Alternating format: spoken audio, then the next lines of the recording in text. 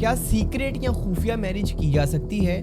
کیا خفیہ یا سیکریٹ میرج کرنا جرم ہے، لیگل ہے یا انلیگل ہے؟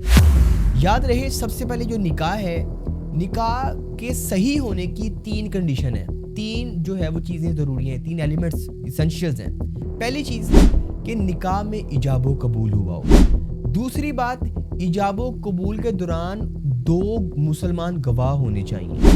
اور تیسری اور اہم چیز، جب ایجاب و قبول ہو رہا ہے اس وقت لڑکی کے سرپرست بھائی یا اس کے والد کا ہونا ضروری ہے، یا کوئی جو ہے نا ولی اس کا ہونا ضروری ہے۔ 3 چیزیں، ایجاب و قبول، 2 مسلمان گواہ اور لڑکی کا ولی۔ یہ اگر چیزیں ہیں تو نکاح آپ کا شرعی بھی ہے، آپ کا لیگل بھی ہے۔ اب آتے ہیں اگلی کنڈیشن کے اوپر، کہ آپ نے لڑکی لڑکا آپس میں نکاح کرتے ہیں بغیر گواہان کے، خود ہی ایجاب و قبول کر لیتے ہیں، تم مجھے قبول ہو میں تمہیں قبول ہوں، 3 دفعہ بول لیتے ہیں اور ایجاب و قبول کر لیتے ہیں، اور اس کے بعد ہر طرح کی جو ہے وہ فزیکل ریلیشن بھی قائم کر لیتے ہیں۔ یہاں پر جو شریعت ہے اس کا ایک اجماع ہے، تمام جو ہے جو اسکول آف تھاٹ ہے ان کا اس پہ اجماع ہے۔ اگر خفیہ میرج ہے، اس میں کوئی گواہ موجود نہیں ہے، لڑکی کے ولی موجود نہیں ہے، وہ جو نکاح ہے وہ نکاح نہیں سمجھا جائے گا، بلکہ اس کو زنا بالجبر زنا بال جو ہے وہ رضا کہا جائے گا، یا اس کو حرام کہا جائے گا، یا وہ زنا کے زمرے میں آئے گا، تو نکاح نہیں کہہ سکتے۔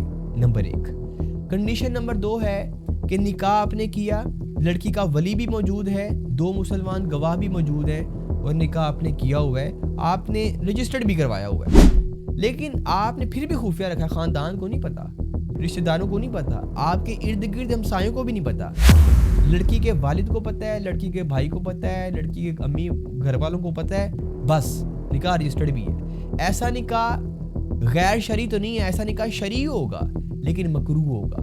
نبی پاک کی حدیث ہے، سنن ابن ترمذی شریف کی حدیث ہے، حدیث نمبر ہے 1089۔